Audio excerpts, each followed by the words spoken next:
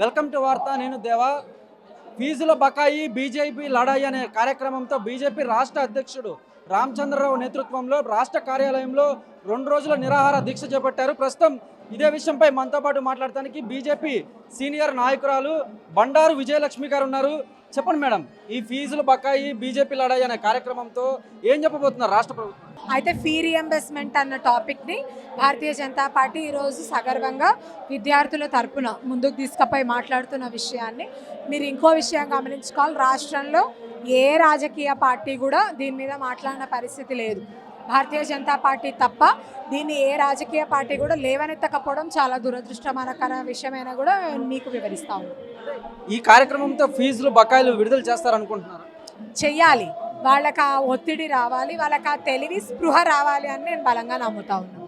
ఒకవేళ ఫీజులు విడుదల చేయకపోతే తదుపరి భవిష్యత్ కార్యాచరణ?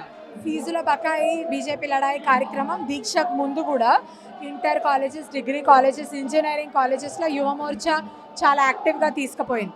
ప్రతి స్టూడెంట్ కూడా దీనిలో రిజిస్టర్ అయ్యి మాకు కూడా అన్యాయం జరిగిందన్న విషయాన్ని దాదాపు 4 లక్షల మంది సంతకాలతో ఈరోజు యువ మోర్చా దగ్గర డేటా ఉంది. ఈ ఉద్యమం అన్నది ముందుకు పోయి ఉన్న ప్రతి ఏ విద్యార్థికి అయితే అన్యాయం జరిగిందో ప్రతి ఒక్కరికి భారతీయ జనతా పార్టీ ఒక వాయిస్ అవుతుందని నేను నమ్ముతాను. చూశారు కదా, మొత్తం మీద కనుక మనం చూసుకున్నట్లయితే ఫీజుల బకాయి బీజేపీ లడాయి అనే నినాదంతో కనుక అంటే ఫీజులకు సంబంధించి ఇప్పటికైనా బకాయిలు విడుదల చేయాలని, లేకపోతే బీజేపీ ఆధ్వర్యంలో ఉద్రిక్తతలు నిరసనలు ఎక్కువ అవుతాయని అయితే మాత్రం బండారు విజయలక్ష్మి చెప్పుకొచ్చారు. శ్రీకాంత్, దేవా, వార్త, హైదరాబాద్.